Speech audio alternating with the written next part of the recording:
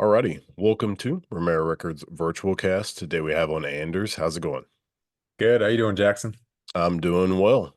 Got you from Podmatch. Basically, just figured I'd be interested in what you do, so I had you on the podcast. I guess let's just get into what you do, who you are, and how you got started. Yeah, no, it's great. Happy to be here. I'll start my story back in 2011.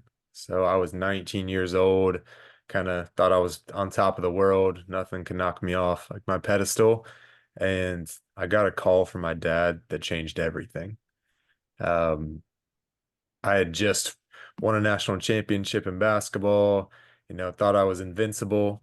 And this call really changed my life.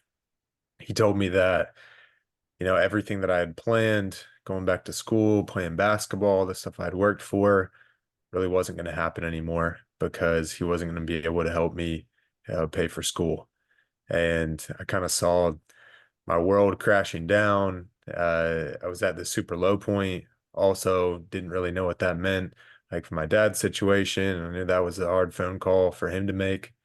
Um, but it was just a really emotional time for me, and I didn't know what I was going to do. I then went on this journey to find a solution, figure out how to fix this problem, and continue to achieve these goals and dreams that I was hoping to achieve. And I ended up in Detroit, Michigan, selling home security systems door to door to try to make some money. And I was that's not my natural skill set. It was not something that I was accustomed to. And man, it was a disaster at first. I had just doors slammed in my face, people cussing me out, uh, it- telling me to get a real job. And after knocking a lot of doors and trying my best, I found myself sitting on the sidewalk in a neighborhood, wondering like, what the hell am I doing? Should I just quit and go home? Uh, what am I going to do with my life? I can't go back to school if this doesn't work out. And it was it was a tough moment for me because I had tried to find a solution and failed. I tried some more, failed. And in that moment, I remembered something that a mentor had told me that said it's a common, quote a lot of people say, but it was whether you think you can or think you can't, you're right. And in that moment, I realized I didn't think I could be successful knocking doors because I'd never done it before. It's not my natural personality to go knock on doors and talk to random strangers. And my manager had told me or asked me how many doors I'd been knocking, how much time I'd put in. And I said, well, yeah, I've knocked probably, 100 doors. I've knocked X amount of hours. And he said, well, yeah, that's why you haven't had success. You got to knock thousands of doors. You have to put X amount of time in this and that. And I realized that I just hadn't done it the right way. And I was expecting results so quickly. And I ended up being, the highest rookie salesman that summer. And it ended up going really well because I just started to grind and put in the effort, the time, and practice. And it really launched me into a career in the door-to-door sales industry where I eventually started a few businesses. Um, and along that journey, along the way, I thought door-to-door sales was like my ticket to success in life. And I realized pretty quickly that I was good at making money and I knew how to make money and make income, but I needed to learn how to manage my money. Because I had an experience early when me and my wife were just married in 2015 where I had made plenty of money. I was great at sales, but I was putting all my money. I was making, commission, making sales, and I just kept dumping in the stock market, investing, investing. That's what I'm supposed to do. That's what everybody does. And there was this stock we were really big on, or I was really big on, and it was it was huge. And then overnight found out the CEO was doctoring books and it went to zero. They went bankrupt. And I had saw our money just go to, from up here to zero. And it was a really, really hard time. And I realized that I need to learn how to manage my money. and find a different vehicle to do so. And so I started reading books, listening to podcasts, talking to mentors, coaches, and what they told me was said, yeah, you're doing it the wrong way. You need to start focusing on multifamily real estate. This is really how you manage. You can put your money to work for you. We are not always, dependent on making another sale. You're not waking up at zero each day, at zero sales, having to, continue to grind to make more sales where you can actually put your money to work for you. And so that's what I did. And that's where I am now. So now I've followed that journey and built up a large passive portfolio or passive income portfolio through multifamily real estate. And now I help others do the same who are in the situation that I was in.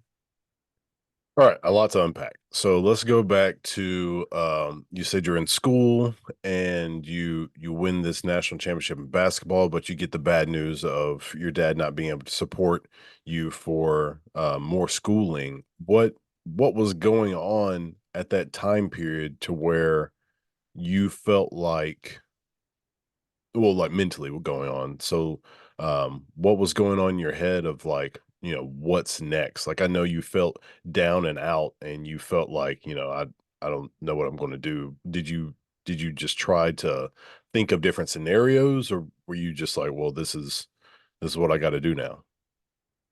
Yeah, I thought, I mean, my mind was kind of reeling. I was trying to figure out how I could possibly pay for school. So I had, max scholarships for athletics and some academic scholarship, but the school I was playing ball at was a private school. So I had to basically come up with like 10 grand per year to stay there.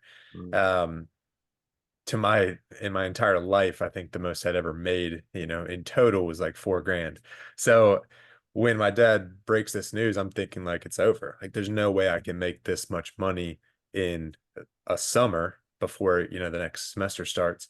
And it'd been drilled into my head my whole life. Like don't take out loans, debt's bad. And so that wasn't even really on my radar. It was like I'd rather just go to another school or, pivot, or maybe I just, drop out of school and try to find a job. Like all these different scenarios are kind of reeling through my head, but I'd worked my whole life focused on basketball. I wanted to achieve, these certain levels and have success. And I finally had kind of done that. And then to get this call it was kind of devastating for me. And so uh, I had people coming, talking about job opportunities, and guy came to school and said, "Hey, you can make if you work hard, if you're good at it, you can make $20,000 this summer selling home security systems, knocking on doors." And so I took the opportunity. People were telling me, "Oh, you're going to be great at this. I think you'll do good. This so and so did great, and uh, I think you'll find success with it." And then I got out there, and it was a whole other story. So when you're doing that, I remember when I was in college, I worked at Pizza Hut when I was in college, and I started doing odd jobs. I started selling or trying to sell the service of like credit cards. So I don't even remember the name of this company. This was so brief because I just got so annoyed with it. Like I'm this dude in college and I start dressing up in like business attire, going to random restaurants and random businesses trying to get them to pay this company for the service to use a credit card. Because like whenever you, for those who don't know who are listening to this, like if you ever get charged a fee for your credit card, it's because the company that you're paying with decided not to pay that fee because they have to pay a company to use a credit card service. So they decide not to use it. They're making you pay for it. So that's what I used to sell to other companies. So like what was your daily life with that? Like you were just basically going door to door, like was this a couple hours a day, all day? Like you said you only did hundreds and the guy's like, no, you gotta do thousands of doors. Like what, how much time were you allotting to this?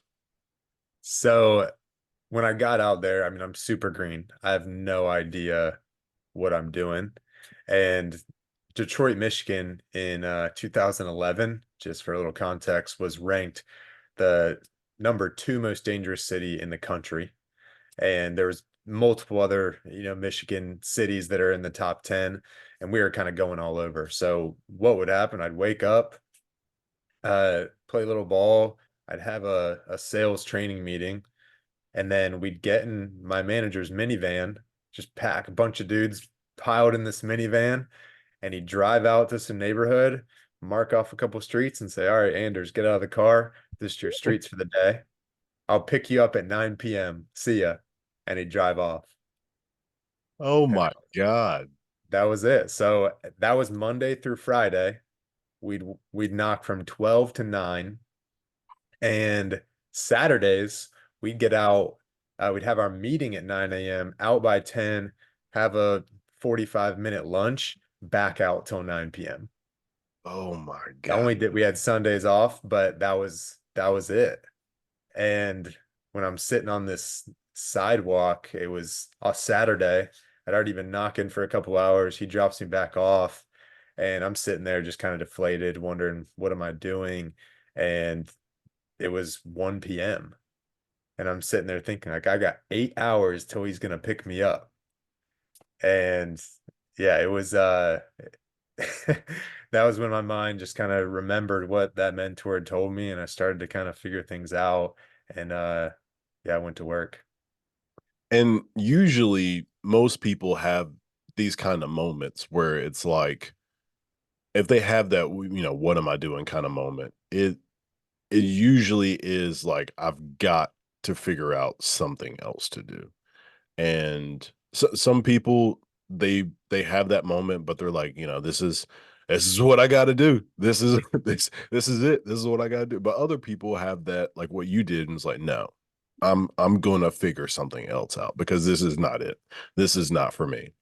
And I think that it's important for people to have those kind of moments, because if you don't, then you don't know what you're going to be capable of. Like, you don't know what limits you could pass and what you are mentally or physically capable of doing. Like, you might have had that experience while you're playing basketball. Like, you might have had one hard practice, like your first college practice, and you're like, what did I sign up for? Like, why did I come here? So it's great to have those kind of moments. Yeah, 100%. Yeah, I remember my first, practice, getting out there and being like, wow, these guys are on a whole nother level. I don't know if I'm ready for this. And then, eventually you realize that you are, but those limiting beliefs can really hold you back. And for me, I'm not a super uh, you know, talkative person naturally. I just kind of like to relax and hang out. And so walking up to a stranger's door and knocking on it and, pitching them on a product was completely foreign to me. And that limiting belief for that first little while, just getting doors slammed in my face, it was just kind of confirming that I wasn't going to be able to be good at it. It was so foreign to me that, it just wasn't going to work out. So I was going to need to go do something different. And I realized on that sidewalk that I hadn't really put in the time or the effort. And I didn't go into this, but I pulled out once I, was just going through this mental battle and remembering the things that were said and realizing that I really hadn't put in the time. I leaned on the people who had been successful. So my manager was super successful, and I had had about 2 hours of training total with him, and but luckily I had recorded kind of his door pitch. And I sat there on the sidewalk and I just listened to his door pitch over and over, memorized it, wrote it down, and I was able to go out and make a couple of sales that day. Um, and it was really just relying on those who had been successful, and it kind of pushed me to get over that hump and push through those limiting beliefs. So, what was your financial status during that time period? Like, while you're going through all this? So right after I get the call from my dad, obviously super low point, and to top it off, I went on a date with a girl and get home to an email saying I'd overdrafted my bank account. So I had not only no money, I was in the negative at this point.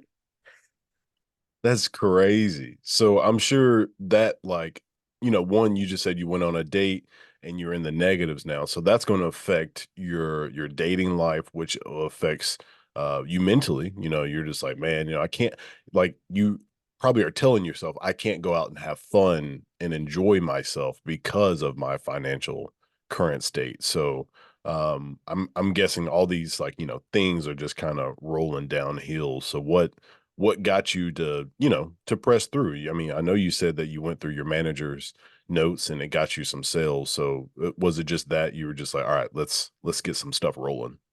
Yeah, once I broke through that barrier of like I can actually make a sale, you know, I just had not every door is going to be slammed in my face. Yeah, you're gonna have to go and push through a lot of those. That's sales, like whether you're cold calling, knocking on doors, whatever it may be, you have to go through a lot of reps. You have to put it, it's a numbers game, really.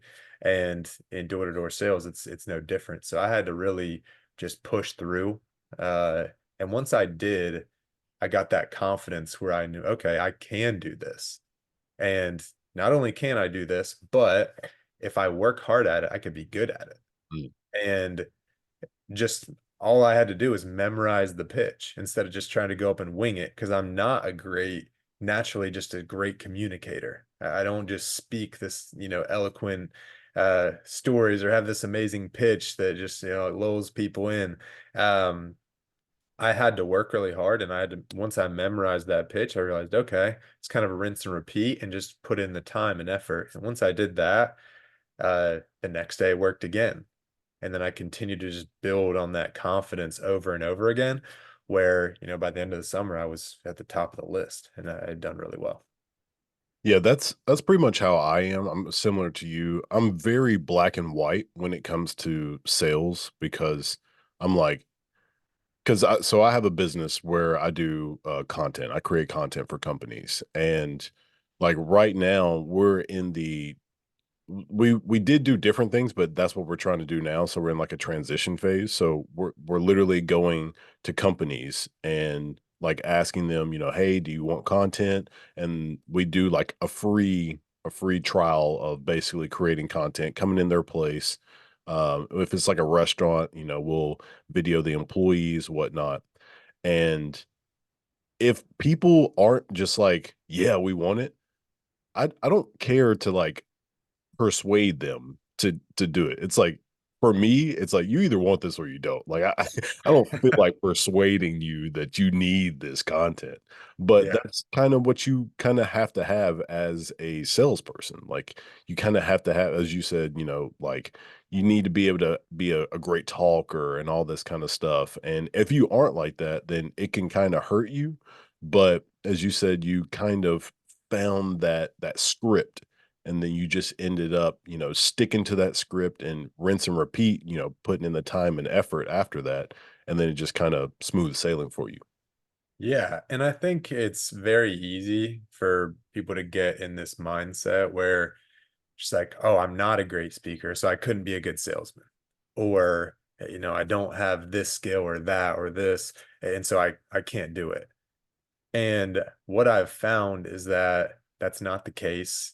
That society might tell you that this avatar is going to be the best at this, job or role. And I've seen that broken so many different times where people who are not, they don't fit into this mold are amazing, sometimes even better than others. And my manager even told me at the end of the summer, he's like, to be honest with you, from meeting you and talking with you, I didn't know how you were going to do. Like and where somebody else who maybe was more charismatic or like just easier communicator, more outgoing, loud, whatever, they may have thought like, oh, he's going to be great. But for me, that wasn't the case, and I found that I was able to use my skill sets to my advantage, where my dad had taught me how to work hard, and that's what really, propelled me in this situation to just push through and eventually see these results. But I leaned on my skill set of being able to connect with people. I may not be able to, speak like somebody else, or might not have this certain personality, but I was able to connect with people and really gain their trust very quickly, is what I found just from my personality and just like my demeanor. And that ended up being, propelling me higher than some other people who you may have thought would have been the best salesman. I never even thought about that because people who have a more like calm and like chill type of personality are probably way more believable than people who are just like, all over the place and kind of stuff like in your face type of salesy, what's like infomercials, like Right. infomercial type people, because they seem like they're trying to sell you something. Like they're trying to amp you up to like sell you something. But if somebody's like just coming at you really calm and chill, you're more likely to believe them because like they're not putting in any extra effort to convince me of anything. So they must be believable, right? Like they can't be lying to me. So Right. that is actually a pretty good tactic, just using who you are instead of like trying to put on this salesy, like in your face kind of approach. Just being who you are as a naturally like calm or chill person, it probably helped you to like once you gained that confidence, it helped you do better. I think so, especially with, I mean, in the door-to-door sales industry as well, you only have a few seconds to really gain this person's trust or their attention, where they think like, okay, yeah, I want to listen to this guy Yeah. before I slam the door in his face. So if somebody opens the door and they just have somebody, right in their face saying like, hi, I'm Anders, blah, blah, blah, blah, going at them, like in my mind, when I try to put myself in the shoes of the homeowner, I'm thinking like, back away, shut the door. Like, I don't want to be one, I don't want to be sold. One, this dude's like all in my grill.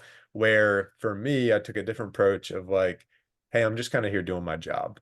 Like, eh, more relaxed, kind of. I've stepped away from the door, kind of draw them out to me where we can have a conversation rather than like put this pressure right in their face, like, buy my product. So I like to think it was beneficial. So you go through this phase and you are starting to move on to your businesses and everything. Let's I guess take us through that transition of, hey, I got good at sales, I started making this money, and then I guess you said you started putting money away, like you're putting it in stocks and stuff like that. What was that like to actually have some money to actually do some stuff with it and kind of have your feet under you? Yeah, so I went from, being broke, thinking my world was over, to at the end of the summer, I made good money that summer. I was single. I had, you know, no bills really. So I'm thinking like I'm rich. I went from nothing to now I'm rich, and I did that for a couple summers, and I had a lot of money for a single college student. And I'm not a big spender. I don't have like a lot of, vices or cars, whatever it may be. So I like to put my money away. The idea of having this financial freedom at some point where I can eventually, live off passive income, that was kind of my dream. I had heard people talk about it, and I was like, that sounds amazing. And so I'm putting all this money away because all I'd ever heard my whole life when people talk about investing, I instantly just thought stocks. That's what it means to invest is in my mind. And so I'm dumping this money into the stocks. I have no idea what I'm doing. Probably like most investors, you're looking online, you see, oh yeah, this stock's a good one to buy. So everything said that this one stock I'm dumping money into, it was a good time to buy. Obviously no one knew what was happening behind the curtains, and that the CEO was kind of a fraud, and they end up going bankrupt. This this stock wasn't just like a gamble, just to put it in context. It was the largest renewable energy company in the world, and was purchasing one of the largest solar residential solar companies in the United States at the time. So everyone thought like, oh, once this acquisition goes through, it's going to skyrocket. Things are going to just keep growing. And turns out during this acquisition, it came out their books weren't accurate, and that's when the bomb dropped. So it was, thinking that I was great at making money, thinking about how much time and effort I had put in to make this money and put it away, and then just to see it go to zero Mhm. was extremely depressing, kind of humiliating. We were newly married, and so it was embarrassing, to tell my wife, like, I'm actually not that smart. Like, I don't know what I'm doing. And but that really was what put me on the track that I'm on today. So it was a little bit of a blessing in disguise um in the long run. Yeah, that could be extremely demoralizing. Like I've had a couple of things go wrong with me in the stock market. Like I invested in Rivian when it first went. Do you know what Rivian is? Yeah. Okay, so yeah, I put thousands of dollars into Rivian when they did their IPO, and I was up $14,000 on Rivian. I am currently down negative $9,000. Oof. And Ouch. because I thought they were going to rival Tesla, because number one, they weren't technically competing with Tesla Right. because they have SUVs and a truck. And so I was like, a non-compete that is like everybody knows about them, they're going to Yeah. skyrocket. In which they did at first. As I said, Right. I was up like 14 grand for them. Yeah. And then it was like I can't remember if it was because of COVID or something, but they just tanked and they're still really low. But I've been hearing their sales are like really volatile, so they're going up and down. Some people are catching on, some people aren't, so it's just kind of all over the place. But yeah, I mean, you can never really know when it comes to companies. Like some companies are pretty sure bet. You know, we got our Apples and Microsofts, Nvidia, stuff like that. So if you want to invest money, invest in companies that are like obviously going to continuously be doing well. The other ones that are kind of risky, as you said, like energy. Wasn't Enron like an energy company when they were cooking their books? I believe so. Yeah. I think they were like one of the big energy companies in Texas. And then there's some other company that did some energy stuff. But oh, I had stocks in I think it's called Fuel Cell or something like Okay. that. And they were cheap. They were like $4 or $5 when I bought, and then they went up to like $12. So I was making a lot of money. And then now I think they're at like $2 or something like that. So I've lost a lot of money in them. So yeah, I mean, you can most people, as you said, when they hear invest, they think of, oh, yeah, just throw it in the stock market and throw it at a certain company that's doing well or whatever. But you never know. Yeah, it's so true. And one thing I still have a little bit of money in stocks just because I want to be diversified, but most of mine's in index funds, so not just one specific stock. But yeah, it was. I learned quickly that, when you buy a stock, it's not like a tangible asset that you have with you. Like you're buying this stock and you're really betting on this company and that the people running it are good people and know what they're doing. And we can get into it more later, but the reason why, my mentors and everything led me to real estate is just because it's not as volatile, it's very predictable, where I mean, Tesla, for example, eh, Elon Musk gets on a podcast and, smokes something or says something, and the stock plummets. And it's like has nothing to do with the company itself or even the business, but the person behind it can affect the stock. There's so many variables. And for me, that was really what led me to find a different vehicle, being real estate. Yeah, you're not going to have people driving by a house and see some daffodils in the front yard and go, oh, stock is going up on that house. So Exactly. it's all about external factors when it comes to companies. No matter what it is, something could bring them down. So very volatile in that sense. So yeah, you start doing your real estate. At what stage is this? So this was 2015 is when we, lose this money in the stock market. And so I go on this kind of quest to figure out a new vehicle for investing for us that's, less risky, less volatile, and just predictable, where you can really kind of grow passive income long term. And just from reading every book I could get my hands on, podcasts, and just talking to all these mentors and coaches along the way. I just, the one common denominator and one thing they kept telling me was multifamily real estate. That's where it's at. That's what all the ultra successful invest in. That's what you need to do. And so that's what I did. And in 2017 was when I invested for the first time in my first property. And in that same year, I was starting my first solar company. So I had transitioned from uh, door-to-door home security systems into door-to-door solar, residential solar sales. And I'd done that for a few years, started my first company in 2017. And I didn't have a ton of time. I wanted to invest in multifamily, but I just didn't have the time or the know-how at that point of how to do it, how to go buy a property. And so I did a ton of research and found people who did know what they were doing, and I was able to invest alongside them and with them in these properties where I could get passive income, receive tax benefits, and benefit from the appreciation on these properties over time. And so that's what I really dove into.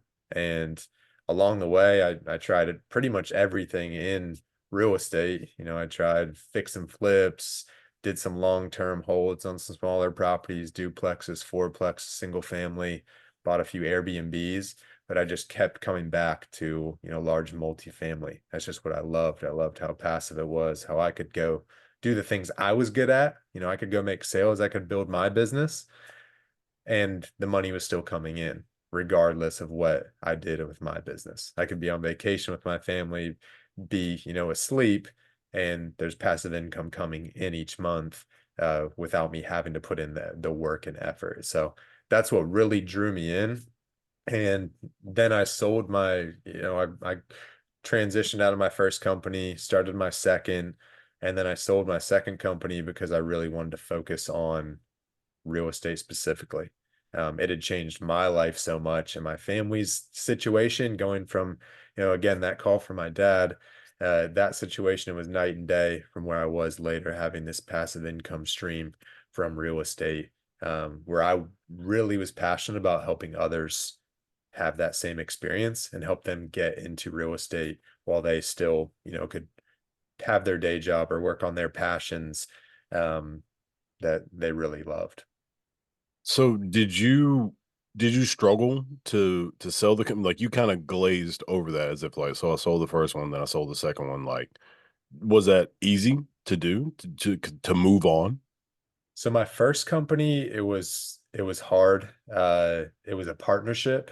So I had other partners that we started that one together. And like many businesses and partnerships, this one started out with certain expectations being set and these relationships where you think it's going to be amazing and don't have anything bad to say or people to call out or anything. It just didn't work out where I put the team on my back. I had 90% of the workload and we're splitting it multiple ways, and so it just was time for me to move on.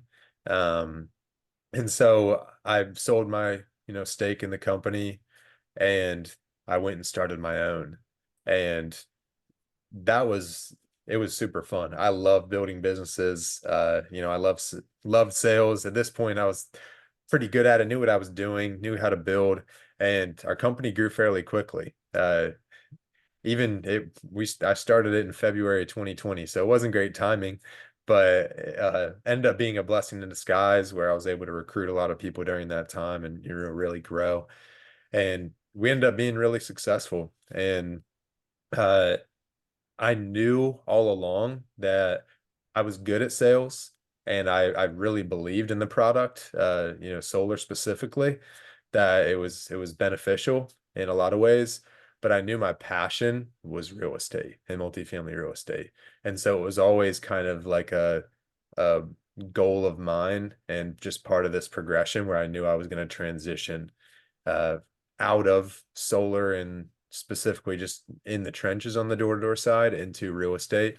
Um, but I specifically work with salesmen and entrepreneurs and door-to-door salesmen and sales professionals to help them, follow the same path I did, where they can take this commission and put it to work for them instead of constantly working for their money and waking up, back at zero each day with no sales. Were you in Detroit this whole time? No, no, that was so the company I was with, we were selling ADT security systems, door to door. Every summer they'd send us somewhere new. So we were in Detroit the first summer, went to Philly, Dayton, Raleigh. Yeah, we were all over the place. Um, and then with solar, I started out in California and ended up in Charleston. Solar is more of like a career and not just like a summer gig. And so I ended up in Charleston, and me and my wife lived there for about 6 years. For now we moved back to North Carolina where I'm from. So we're in Raleigh now. Oh, okay. Yeah, that's man, that's a lot of moving around. So how was that for you, especially you said that you basically were able to um take your ideas, your concepts and have to go do this door to door type thing, but in different places because that's a an obstacle in itself. So being able to talk to people is one thing, talk to people where you're from is one thing, but talking to people not where you're from, not knowing anything about a culture or anything like that, that's another obstacle. So how difficult was that to be able to sell to people who you're not used to? These people are from different places. That's a great point, and I hadn't, thought about that too much, especially on the home security side. We were moving around so frequently, and it was just kind of for a summer, then we went back to school, new place the next summer. But really, I loved it because I was single at the time, and I just, going to new cities, these big cities, on Sundays in the free time, like you go into a professional sports game or something, and being able to see different parts of the country was cool. I loved that. But it was definitely an adjustment to learning kind of the culture and the environment of each city and each area you were in, because they are very different. Selling up in the north or northeast is very different than selling in the south. People just talk different, act different. And so, yeah, you have to kind of be like a chameleon. You have to be able to adjust to the environment. And I definitely learned how to do that. So then in the solar space, not only do you adjust there, again, it's more long term. So you're not hopping around. Most people don't hop around quite as much, but you're learning this new culture, this new area. But as you learn that, there's so many other factors in solar where there's government changes, there's state regulations that you have to kind of navigate. The utility companies have they're usually one of the most powerful companies in the whole state. So they might be able to make changes because they don't like when people go solar for the most part because they lose business.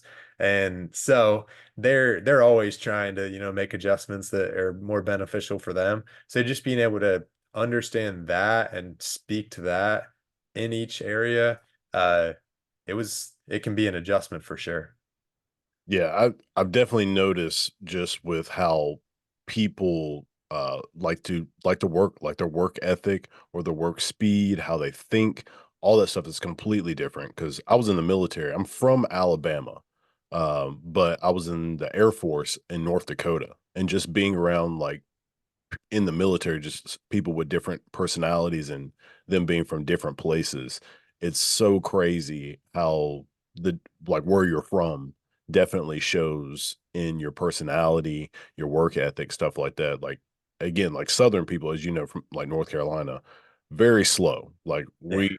we drive slow, things take longer for us because it's like people just aren't in a hurry for some reason. Mhm. Why it's just Yeah. Southern, but, like, in the North, it's like, go, go, go. Like, so my business partner I'm in Memphis right now, actually, Okay. but my business partner, he's from Indiana, and so, like, he would tell me that. He's like, "Dude, everybody, like, talks slow around here, and they're like they do stuff super slow and it bothers the piss out of me. I'm just like, that's the South. Like that's just that's just how people are. But I understand because I've lived in different places now.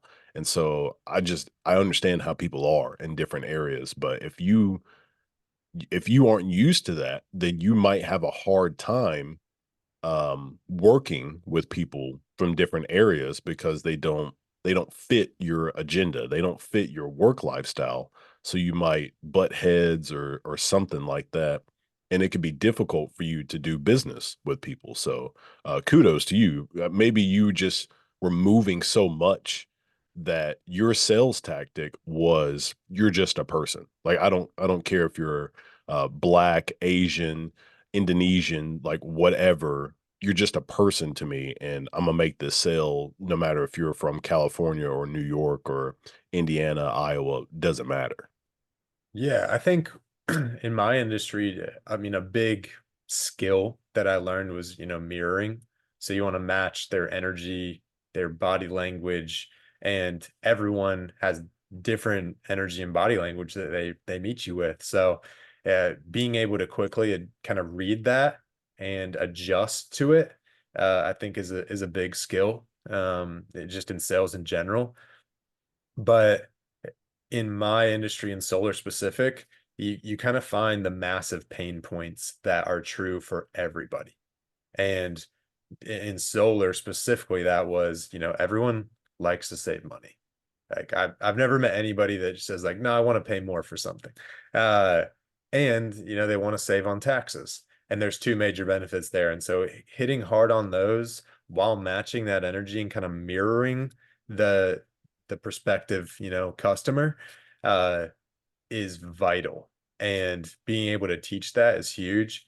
Um, I think one of the most challenging parts for me was as I built my businesses was being able to, because I'm, from the South, naturally kind of slow talking. So when I talk and people in Charleston or North Carolina, easy, natural for me. But I had people working for me that were from, the Northeast, super fast talking, just get to the point, like no, no BS, just like hit me with it. And me being able to teach them and train them was a skill set that I definitely had to learn because naturally I'm just telling them like just slow down, just like relax. And yeah, it's not all everyone's a little bit different. That mirroring aspect though was huge because I could say, hey, like you don't have to do it just like me, but read the customer, like read the person you're talking to.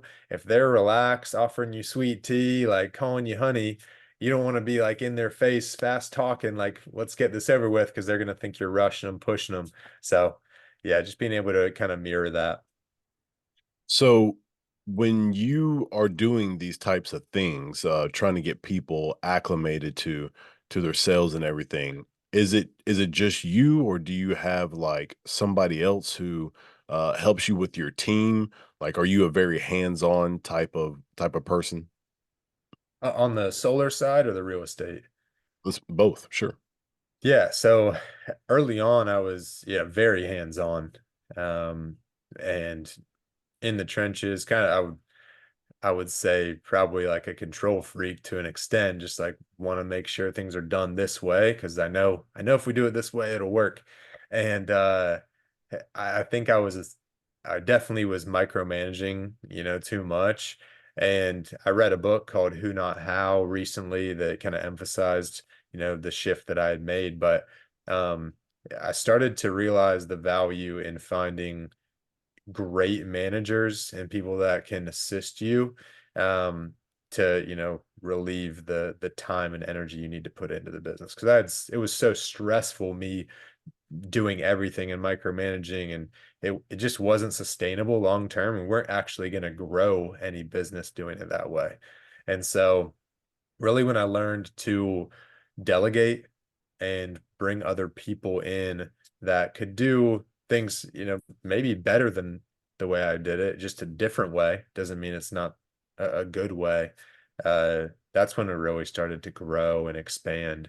And on that book, for example, Who Not How, if you haven't read it, definitely check it out. But it was a game changer just saying like it's not how I get to a certain place or certain level of success. It's who do I need to bring into my life or my business to get me there. I might not be good at social media marketing, but I hired somebody to do that for me. And so now that's off my plate and that's their specialty. They enjoy it and it's not something I enjoy. Um, so one thing in the book it talks about, it says, if think about the things you're procrastinating, and that's your brain telling you I don't like doing it. Because Mm, if you liked it, you just do it, yeah. right? Like if you enjoy something, I'm happy. I'll do that right now. But if it's something I don't like to do, yeah, that goes on the back burner. And that just, goes on this checklist or things that I need to get done, but it's not top of mind, top of priority.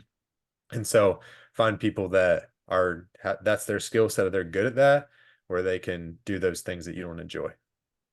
Yeah, that makes sense because that's something that I've definitely had to learn to do is like delegating because I do a lot of different things. Like I'm in the music business, and then as I said, I own a company that does content creation, and then I'm doing these podcasts. So like I do so much that I have to learn how to get other people to do stuff for me and to be able to know that like, hey, it's okay that you didn't do that thing. Like if this makes you successful, it's okay that you got somebody else to do it instead of just saying like you did everything, especially with my music because a lot of times I like to make my own beats and stuff like that, but it's like you could just buy a beat and the beat's already done. Like you don't have to do anything. So it's important for people who are business owners to be able to understand like it's okay to not do everything. Like, get your system right, because that's how. If you haven't seen The Founder, have you seen that about Yeah. the McDonald's story? Like, Yeah. he loved their system. He fell in love with their system, and that's how he snuck his way into their business. But like, if you have a system, we think of companies like Chick-fil-A, great system. They can bring anybody basically in, train them properly, and the company is going to run itself. So if you're able to get that correct, then as you said, you like to be kind of hands-on, making sure people are doing it the correct way. And then after that, everything can just keep rolling. Yeah. And I think the transition into real estate and having those mentors kind of steer me in the right direction after the stock market, failure, um, that really shifted things where I was able to have passive income, where I was able to build businesses, but also step back in those businesses because I wasn't as stressed about making sure they're perfect and, bringing a certain amount of income because I had other income coming in from other sources where I wasn't as stressed. And so as an entrepreneur, that was a game changer for me because I wasn't, always constantly like, oh, we have to get this sale or have to do this, or the business won't make the money we need it to. I was able to make it happen more naturally and more organically, where we're probably more successful than we would have been if I was, in the weeds, micromanaging everything. But because I had, invested in a different way, it had shifted my lifestyle and also my brain space. All right, so two-part question. What is your main source of income right now? And then what are your different streams of income, like your different sources of income right now? Yeah, it's a great question. So main source is, real estate. Uh, Right now, what we do with our business is we buy large apartment buildings, usually 100 plus apartment complexes across the Southeast and Sun Belt. And we bring on investors who, are busy sales professionals, entrepreneurs. We have lots of investors from different industries, but those are the two main industries we focus on and relate to. We bring investors on from those industries who they just don't have the time, energy, or know-how and don't really want to deal with, tenants, termites, toilets. And they invest in our deals and we give them passive income, tax benefits, and the upside of the appreciation, where we essentially are doubling their money every 5 years. Mm. And so when we buy these properties, there's some small fees that we take there, but also the management of these properties. there's fees there. So that my main source is buying these properties and then bringing on investors where take a small fee, for putting this packaging it all together. Um, sorry, that's one stream of income. The main source is the passive income coming in from the properties I've invested in over the last 6 years. Um, and then this one stream is, buying these properties, the small fees that come in and managing it. Another stream is some consulting on the solar side, the business side, and then also selling my company. I still have sales reps and team members that are part of that company, where part of the deal is I still, I'm able to collect some streams there. So uh that stock market, and I have a couple other alternative investments, technology, oil and gas that I'm investing in, well, that bring in some streams. Okay. Yeah, I was curious on if you got into different like companies or anything like that. I know a lot of people are that's the thing nowadays. Like I was watching something, I think it was CNBC they had on YouTube, some guy that they just had on there who he think he makes like 189 grand is what they said he makes a year, and he does I think YouTube was was his main source of money. It was like 82 grand or something like that he makes a year in YouTube. And then he made like 13 grand from I think it was like Amazon or something like that. And then he made money from what's the name of that darn, it's kinda like OnlyFans, but it's, like you create content and people, buy I can't not think of the name of it, but I'll think of it later. But anyways, Okay. he makes just, like, a lot of digital content, and that's, like, his I think he had, like, 7 sources of income that he did to bring in money, and that's something that a lot of people, I think, are starting to transition to, especially, like, I'm 31, people that are, like, my age and or younger, they're starting to really understand that. I think people who are like my parents' age, around that age, they definitely were like, I go to this job, I come home, I relax, and that's it. Like they didn't really think about like different streams of income, which it probably wasn't really available. Like technically it was. Like a lot of people say, like, I work 2 jobs, stuff like that. So that was a thing, but not so much this ability to do multiple streams of income via investing or content creation and stuff like that. Yeah, I agree with you, and I'm 32, so we're right in the same boat. It's very different. My only thing I would caution investors on, and people our age or around our age or younger who are looking to get these multiple streams, is I would really encourage them to make sure these streams are passive, because if you have one job that is bringing in the largest amount of money, or one that you enjoy, whatever it may be, you should have one that I think gets your main focus, where that's where you're putting a lot of your time and energy into, where you can generate income, and then have other people who know what they're doing generate income passively for you in those other sources. Because if you're trying to understand crypto, YouTube, Amazon, while running, a software company, it's going to be impossible for all of those to be successful. Like they all might actually, be subpar if if you're so diversified and you're trying to do it all yourself. And so really do your homework, uh, find people who know what they're doing, and then, you know, h- hire them. And you can still be involved. Don't just give them your money and look the other way. Like be involved, but you don't have to be the one like creating content, or buying inventory on Amazon or whatever it may be. You can hire people to do that now, and there's lots of opportunities out there to take advantage of that.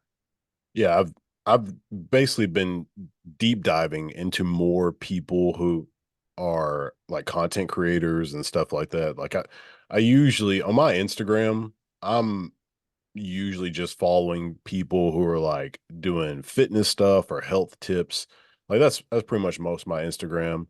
But recently as I'm trying to get this content creation company off the ground, I've been following like content creator type people and like Alex Hermosi, like Love him. yeah, I think I just saw some podcast he was doing, which they might have just again just set that up for some content. But they said that he spends like 3 million on content. And he said like, yeah, I just hired a team. And he said they put out like 350 pieces of content a week on different platforms. And he was like, yep, hired somebody for branding, hired somebody for marketing, hired, a content director, hired all these people so that I can just pump out all this content and not really have to think about it. And I was like, yes. Yeah. But to that point, so I love Alex Hormozy and I've read his books. If you haven't read them, check them out. But his content's awesome. But one thing he even says is that people ask successful people like, what's your secret? What do you do? What's your routine? And they'll tell you what it is. But even Alex will say, like, you don't want to ask them that because they weren't doing that when they blew up. Mm, Ask him what they were doing when they blew up. And for him, he was like, I'd drink coffee and I'd grind. I'd go to work. Like that was it. I wasn't doing like cold plunges. I wasn't doing, the breath work, the meditation, whatever. And I don't know if Alex does that stuff anyway now, but it's like there's so many people who are successful that are doing that now as part of the routine. And it's awesome. I think a lot of that stuff works. I do some of it, but when I was first getting started to build my businesses and when things blew up, I was sure as hell not doing that. I was going to work and getting after it and just grinding. And that's really what it takes to make it blow up. And when he talks about hiring all these people and doing this and that, it's like if I'm not focused on my one business that's generating good income, how am I going to pay all these people? mm. Like, yeah, you can go all in and just trust in yourself and bet on yourself that like I'm gonna blow it up and then I'll pay for them. But I think that's a little riskier and a little scarier for some people to go that route. Where if you're just saying, "Hey, I'm super good at sales or marketing or whatever it may be," and you go all in and you can generate income there, then you have the money where you can pay these people to put out the content and do all this stuff that you want to do. Uh, and not take up a lot more of your time. Yeah, the funny thing you were talking about the cold plunge thing because I saw a video where he was talking about one of my clients was telling me like what he does, and he was talking about how he's not making money. And he asked him like, "Well, what's your coach telling you to do?" And he's like, "Well, he's telling me to wake up, drink coffee, do this cold plunge, meditate, all this stuff." And he's like, "I feel like I'm getting nothing done." And he's like, "After that, I'm like spent, and it's already been like 4 hours." And Alex was like, "All right, don't do any of that. Just wake up and work and just do that." And he was like, that guy made so much more money by by just waking up and working and not Yeah. doing any of that other stuff. And so yeah, it's very true. Just grind. Just do what you need to do. All that other stuff, as you said, like yeah, all the other stuff can happen once you build freedom. Like capital brings freedom. So Right. once you have that thing, you can continue to do what you want to do later because you have the freedom to do it. Yeah. 100%. It's like there's the hour or 2 hours you're spending doing this whole elaborate morning routine. One, it takes a lot of your time where you could just be, focused on what you want to do and blowing up your business or whatever you're working on, just go to work during that time. But two, yeah, it can be like tiring. You're like using all this mental energy and like, all right, I gotta check this off the list from this routine, and it can be exhausting too, and then you're spent where you don't have the mental energy to focus on the income generation. So yeah, I 100% agree with Alex there. Well, all right, man. It's about time to wrap this up. If you could just tell people how they can contact you or websites or anything you got and just go from there. Yeah, so happy to chat with anybody, anyone who's interested in investing in multifamily real estate, but again, doesn't have the time, energy, know-how, just sales professionals, entrepreneurs. I can relate on a high level. Definitely reach out to me. Easiest way is to one, you can just text me, call me. If you have my number, it's 252-256-0531. You can also check me out on our website, which is www.brightoncapital.io. Check it out, click join the club. You'll fill out your information and then you'll get added to our investor club where you'll get up to date uh, opportunities, anything that we're looking at, tell you kind of what the returns look like, give you some more education on how it all works. No pressure, but yeah, join that club, and then you can again, it'll prompt you to set up a call with me. I'd love to chat. Awesome. And thank you so much for coming on and giving all your knowledge on, your journey from where you were to how you got through the sales and your slump and then into even your slump in investing all the way down to learning how to really invest your money into real estate and bringing in finances that way. So it's been great talking to you and learning about all that stuff. Yeah, absolutely. I appreciate you having me on, Jackson. Awesome. Well, thank you for everybody for tuning in. We'll see you next time.